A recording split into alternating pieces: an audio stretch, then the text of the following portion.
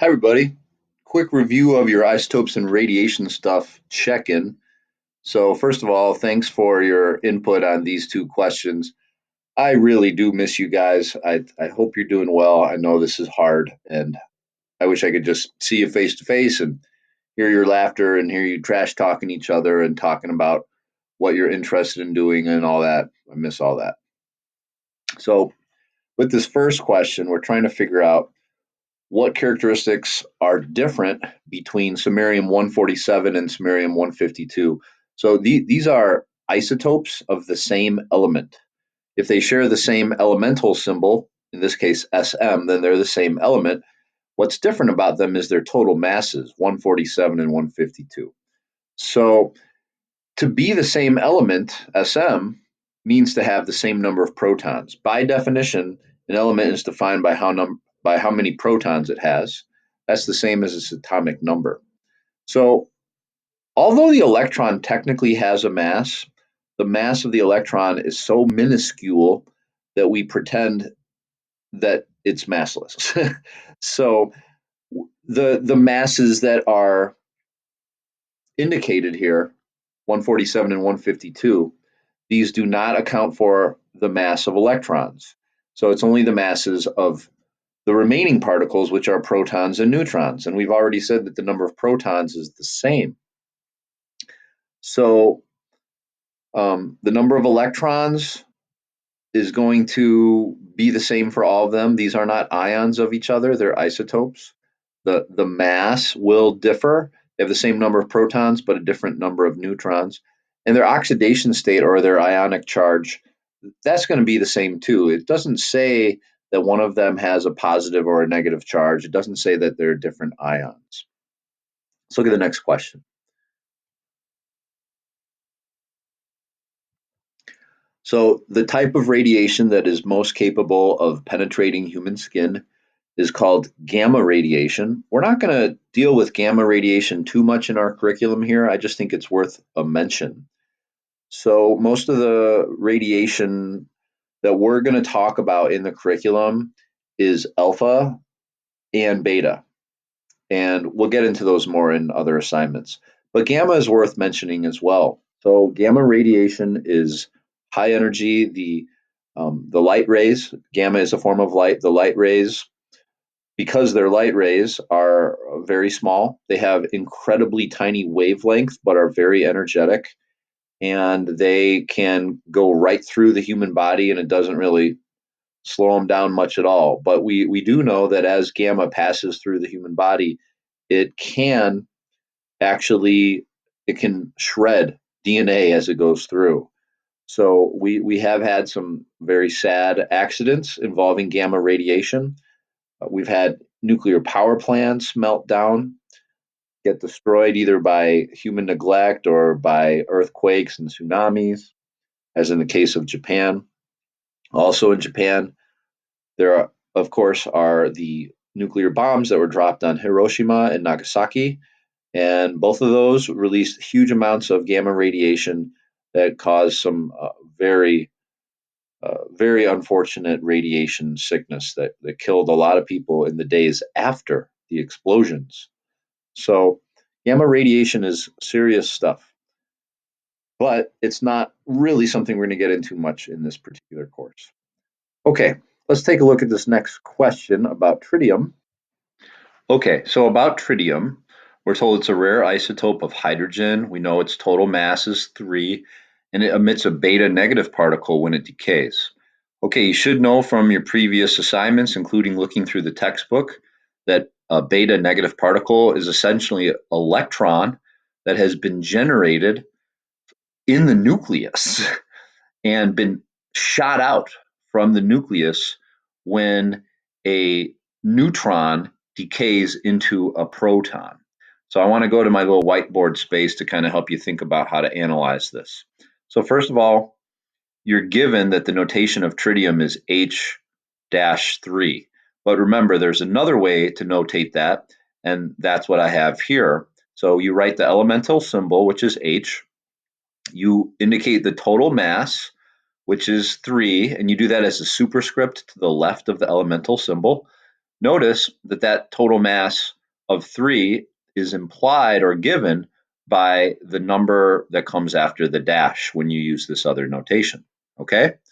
And then a subscript to the left of the elemental symbol is the charge on not the whole atom, but the charge on the atom's nucleus.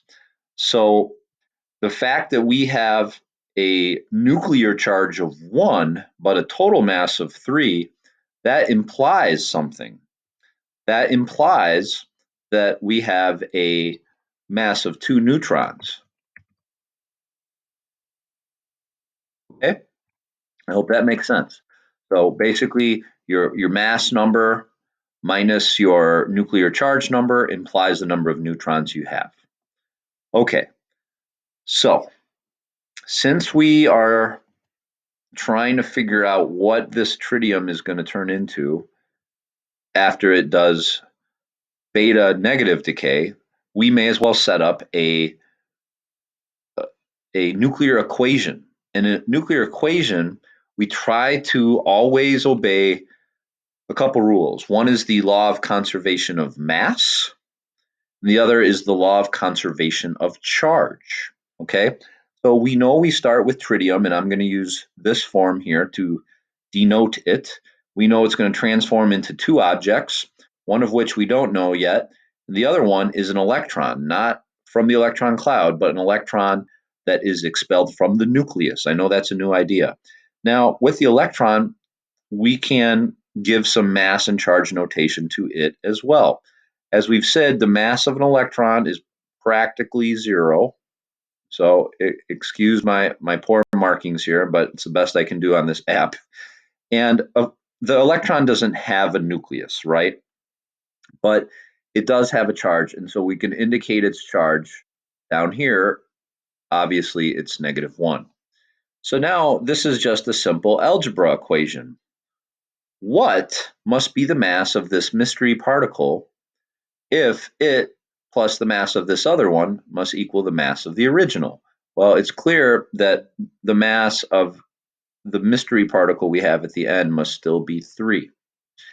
Now, what must be the charge on the nucleus of the mystery particle?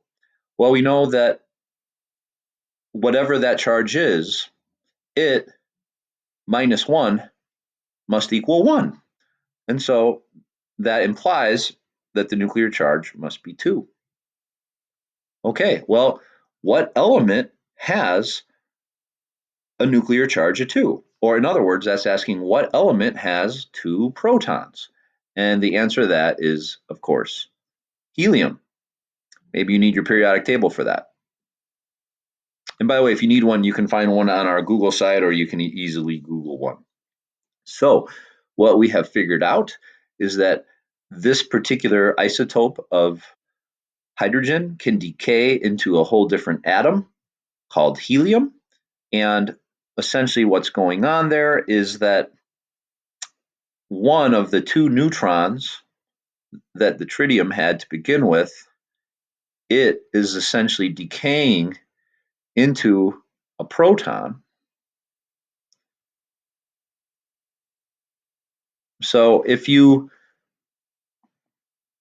remember that each of these have exactly the same mass, that explains why the mass number of hydrogen and helium is the same, but they have different charge. That explains how the charge number went up here, but it's accounted for through the law of conservation of charge by the fact that that neutron is essentially falling apart into 2 objects, an electron and a proton. And so that kind of simplifies the physics quite a bit, but that's essentially what's going on there.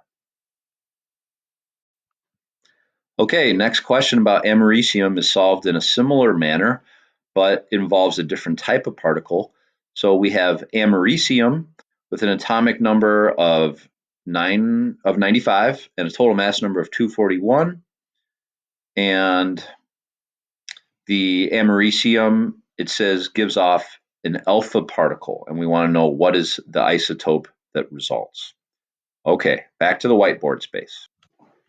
All right, so here we go. We have americium 241. We're going to rewrite it into this other notation. So we'll put the total mass up here, 241. And we know that its atomic number is 95. That's given in the question. So a good exercise every time you do that is to ask yourself, okay, how many neutrons then are there if 95 protons are there? So you can do the math. It's 146. Yeah, so 146 neutrons are there, and it's going to decay into something else. And that something in the process is accompanied by a alpha particle that is shot out from the nucleus of our original americium atom. So by definition, an alpha particle is essentially just like the nucleus from a helium atom. So its notation is He with a superscript of 4, saying it has a total mass of 4, and a nuclear charge of 2, meaning it has 2 protons. And so that really implies that what's being shot out is a little tiny ball that consists of 2 neutrons and 2 protons. So if that ball was ejected from americium, then that means that what's left is something that is 4 units less massive than 241. So that would be 237. And that has 2 protons fewer than the 95 it originally had. So that would be now leaving behind 93 protons. And so now we just need to look that up on our periodic table. So if you've done that, then you know the elemental symbol for something with 93 protons is Np. That's neptunium. And this neptunium has a total mass of 237. So its official notation when we use the dashes is NP-237.